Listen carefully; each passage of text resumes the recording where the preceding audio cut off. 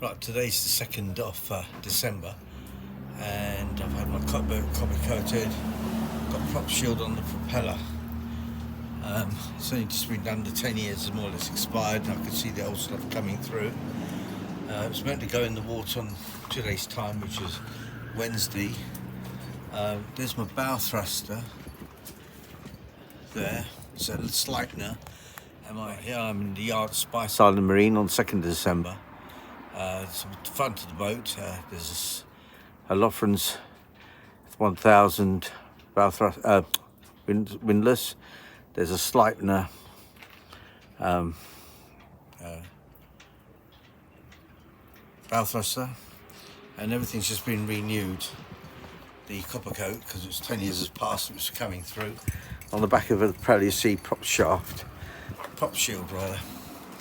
And if I walk around the corner here, you'll see I've got my hydroplane and fenders, and very important for the Caribbean, of course, sunshades.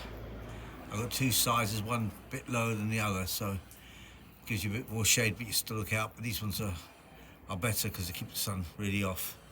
The problem I've got is I've got a new engine, got a new gearbox, but the electrics, there's something wrong with them. For the I'm losing. It's not charging from the shore, and there's something else wrong, but I don't know what it is. Anyway, I'm promised that I'll be in on there Wednesday, so we'll have to wait and see. From Grenada, he's my copper coat chap. We've known each other over 10 years, I think, now. And he's going to show me just how to make a small amount up to do patches. All right, then what have we got? We've got alcohol. We've got isopropyl alcohol, which is also same thing in there. Then what else we got? Copper coat. We've got the copper coat, which is this is the resin. The hardener. This is the hardener. This is the resin. Yeah, this one's the hardener to base. Right. So you need to add the liquid. This is in here. Right. To. So that's part A here. And this is part B here. So this is part A, which is the powder, right. And that's part B. Which one is another resin? This is which is the. Oops. Yeah, this is the resin here. That's the resin. See it here? Sorry. Mark here. Resin. Yeah, that's the resin. And the other one. And this one here is resin. And this one is hardener. The hardener. Right. And then you've got the. And we have the powder, which is by the pound. So how much pound is there? What do you call that? That's a copper. That's the copper. That's a copper powder. Right then. So how do we mix it up then? So if you're using one whole one like this. Yeah, it's one pack. You use one of the hardener here. Yep. And one of the resin. Okay. Right. Right. So that's it. To reduce it to get like proper iron mixture, you put about 2 cocks of the same.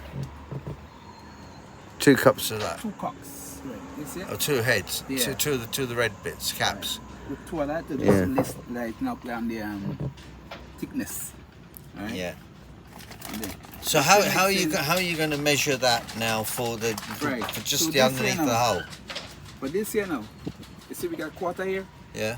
This is just about that quarter in it. Yeah, you can use all that. Use all that with the same amount in this one here. Yeah. Right, so this combination. We'll finish it up. Finish it. One.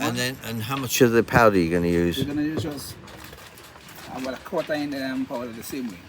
Right? Yeah, don't use all of it because it's too much. Yeah. Right, so you use a quarter in that with some too. So you've got to basically eyeball that. Yes, you look at that and judge it. Right. So it's got to be paintable, basically. Exactly. Yeah. Mm-hmm. And then you just put a small amount of the isopropyl alcohol, right, yes. And then that should be enough. What container are you going to use to paint that on? You could put just less than a whole cork, or just put the cork itself, or just one cap. One cap, yeah. Right. So we have here. Yeah. Okay, ladies and gentlemen, that's it then. So what are you going to use to mix it in? You got a bowl? Well, you have to get a bowl, yeah. The one that give you that, then. This one downstairs. Yeah. All right.